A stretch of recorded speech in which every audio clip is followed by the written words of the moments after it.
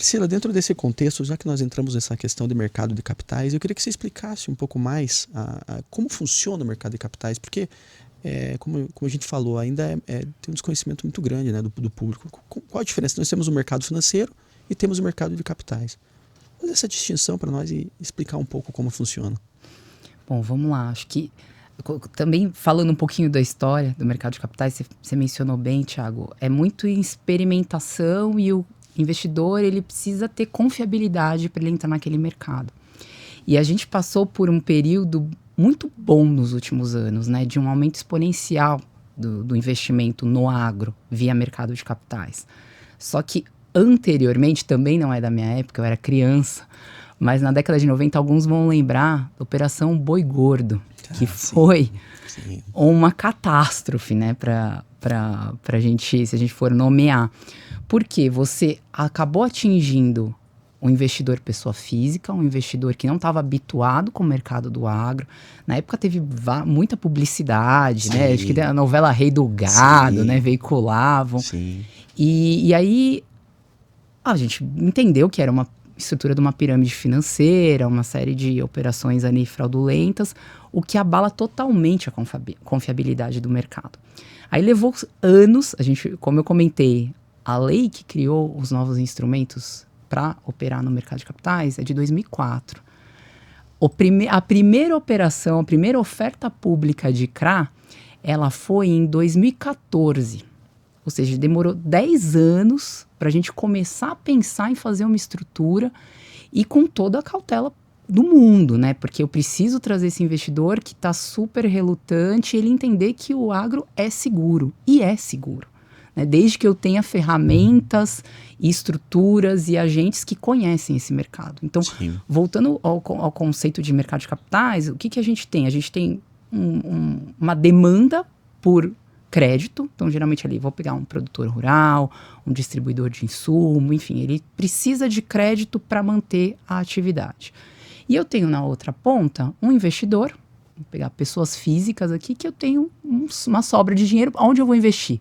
Você comentou, hoje muitos dos brasileiros investem em poupança, por desconhecimento, por ser super conservador, mas eu tenho vários veículos onde eu vou ter uma rentabilidade maior, e é muito isso, né? Quanto maior o risco, maior a rentabilidade, a gente tem que tomar também cautelas, mas a ideia é eu juntar essas duas pontas, então quem está precisando tomar crédito e quem tem uma abundância e quer investir e ter uma rentabilidade com relação a isso.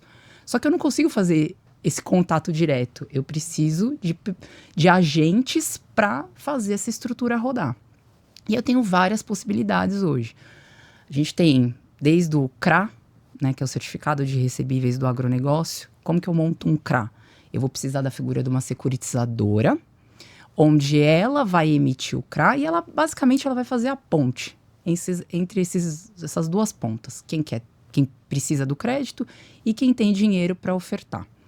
E aí, dentro desse, parece que tá muito fácil, né? São 3 pontas. Só que não. Complexo. Né? Então, junto nessa estrutura de CRA, você tem muitos agentes. E aí depende da estrutura e da complexidade que você vai montar. Inclusive do apetite de risco, né, desse investidor. Então, pensando numa estrutura bem robusta, só do ponto de vista jurídico, você vai ter pelo menos 3 agentes aqui. Que pode ser uma figura só ou podem ser figuras diferentes. Você vai ter o assessor legal da oferta, que é o escritório que vai montar toda a operação. Então, ele vai construir termo de securitização, ele vai construir os laços, a estrutura de laços e garantias dessa operação. Muitas das vezes perpassa por CPR, física, financeira, estrutura de barter.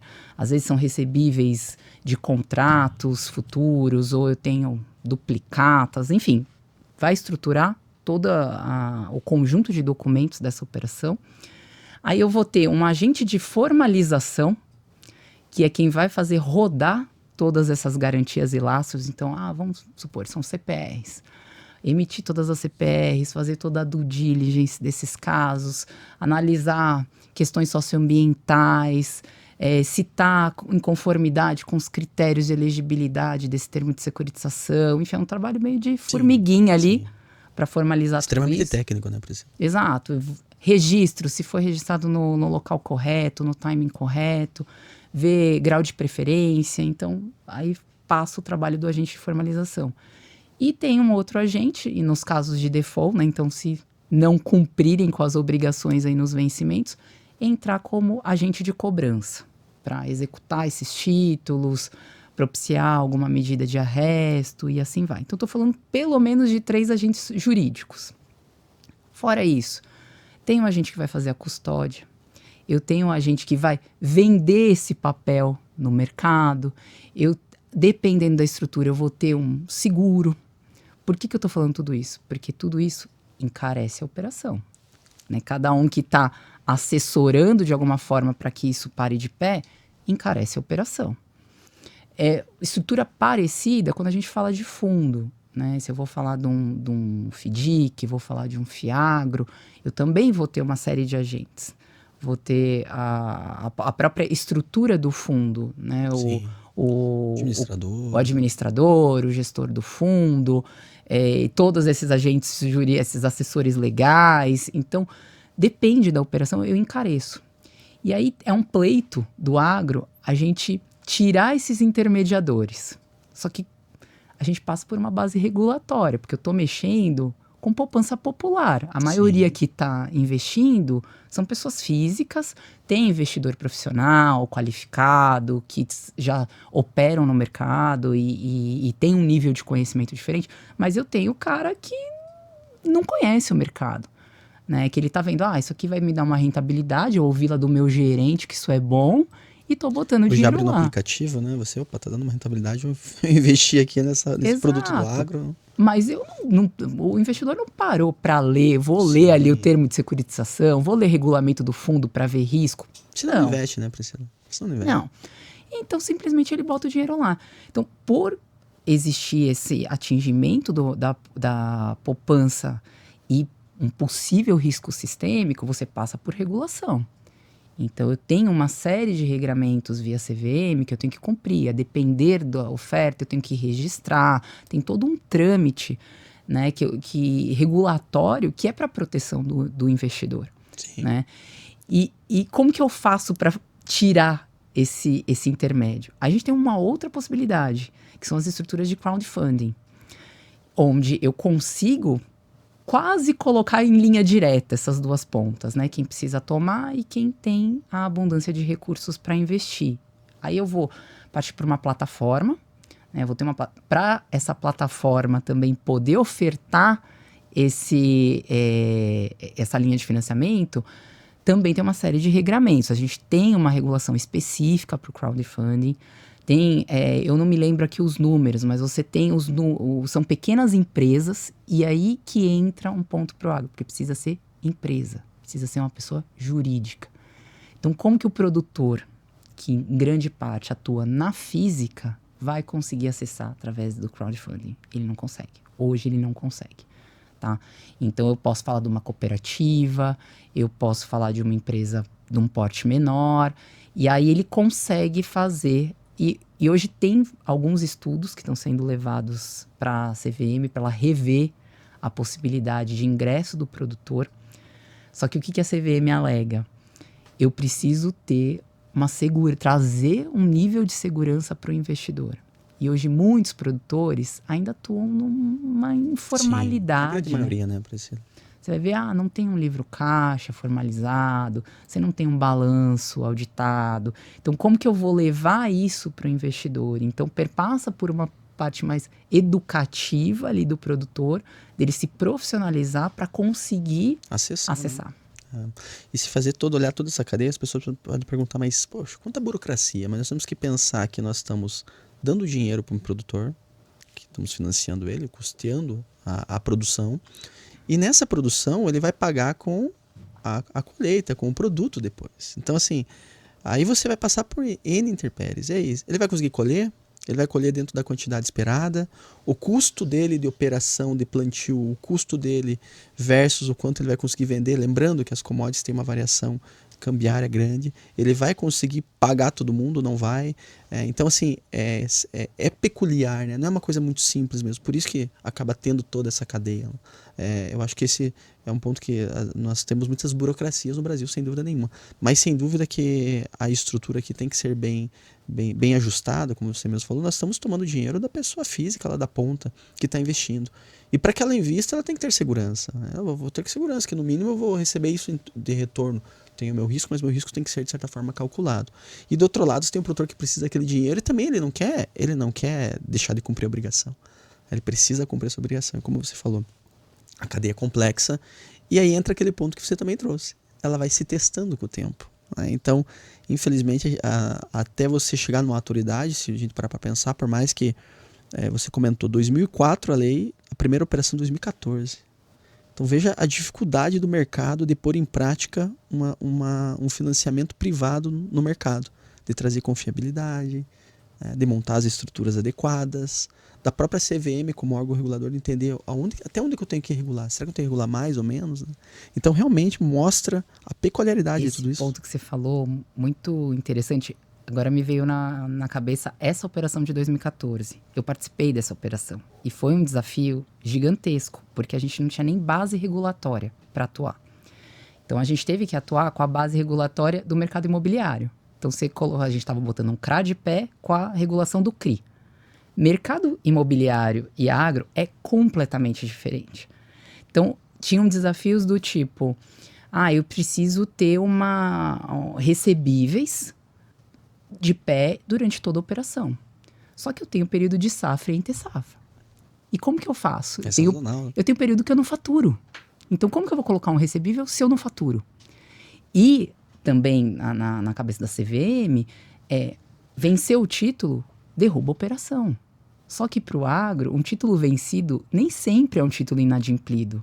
Por quê? Porque você tem, até por questões climáticas, às vezes atraso na produção, então atrasou a colheita. Aí atrasou a colheita até ele comercializar e realmente ter como me pagar, porque como você bem diz, o produtor ele vai ter o dinheiro depois que ele produzir. Sem dúvida. Né? Então ele não produziu, o título venceu. Como que eu faço? Eu derrubo a operação? Eu tenho que colocar mais lastro. Eu não tenho lastro, porque eu não estou vendendo. Eu estou na entre-safra. Então, como que eu faço? Então, assim, foi um desafio gigantesco. A gente, na época, quebrou a cabeça e acabou colocando nota promissória das pessoas físicas sócias das empresas que estavam objeto para garantir a operação, para manter ela de pé até a gente ter uma nova safra para ter nova revolvência de lastros, né? Esse foi um dos desafios. O outro foi até a interpretação do artigo 23, parágrafo 1º, da 11.076, que ele fala o seguinte, ele traz quais são as operações que são possíveis para eu operacionalizar, via CRA, CDCA, LCA, seja o que for. Eu tenho que comprovar que esse recurso vai chegar na ponta para o produtor rural. E eu estava fazendo essa operação, né? Eu comecei, mas não falei qual era a operação. Foi uma operação com 4 grandes distribuidores da Syngenta, na época. Então, eu estava falando que eram distribuidores. E aí veio a CVM e falou, não, esse recurso tem que chegar para o produtor. Você não pode fazer uma operação com o distribuidor. Não, mas na ponta, quem vai receber é o produtor. Então, me comprova que esse recurso vai chegar na ponta. E aí, mais um desafio. Chega para o distribuidor. Então, o que você tem de documento com o produtor? Eu tenho um pedido de venda. A velha fidúcia no agro. Eu tenho um pedido de venda. Tá, ótimo. Esse pedido é assinado? Não. Então, como que a gente comprova que vai chegar isso para o produtor? Então, foi aquela correria. Não, agora vai ter que assinar pedido. Ou formalizar algum contrato, se você vai fazer um barter ou qualquer operação, você tem que ter um lastro, né, um documento com o produtor. E a gente sabe que o mercado agro, ele vem de uma informalidade. Né? É comum a gente ouvir, as coisas são feitas no fio do bigode, né? Muito na confiança, porque o dono da revenda conhece o produtor e tem histórico de anos de negociação com aquela pessoa. E aí a gente mudar a cabeça do distribuidor e falar, então, você quer acessar o mercado? Você vai ter que mudar e ter um compliance diferente, você vai ter que buscar se documentar, se profissionalizar. Então o mercado de capitais ele também veio para ajudar nesse sentido. Né? Ele trouxe uma maior profissionalização no agro. E essa operação de 2014, ela foi um divisor de águas mesmo. A gente ficou doido, assim, para falar português claro, para parar de pé com essa questão de comprovar que o recurso chegava para o produtor, manter a revolvência de lastros. Mas você aprende na dor, né? Sim, e aí você vê também onde está faltando melhorar um pouco a legislação, você está vendo, né, as lacunas que você precisa ajustar, porque acaba, para parar em pé, provavelmente, como você falou, né? Qual que é o maior problema de quem está estruturando algo é você pensar no inadimplemento, né? Sim. Se não for pago essa dívida, como que vai se garantir? Como que vai cobrar essa dívida? E aí você tem que criar instrumentos da outras pessoas físicas, talvez, avalistas, não sei como que vocês criaram, mas realmente é interessante. Mas isso que você trouxe, Priscila, hoje nós estamos em 2024. Eu tenho clientes que ele fala assim, vamos fazer um contrato aqui. Não, contrato, é meu compadre, eu conheço. Se ele falhar comigo, eu tenho que parar de produzir, quer dizer... vive muito da fidúcia. O que o produtor rural precisa entender é que é um mercado organizado, né? E ele tem que entender que tem riscos nesse mercado que não são inerentes a pessoas, mas ao mercado, ao negócio que ele está inserido. Então não é má vontade de não pagar uma dívida, é o risco que você tem dentro dela, né? E nós estamos vendo cada vez mais, nós estamos sentindo na pele isso, né, Priscila?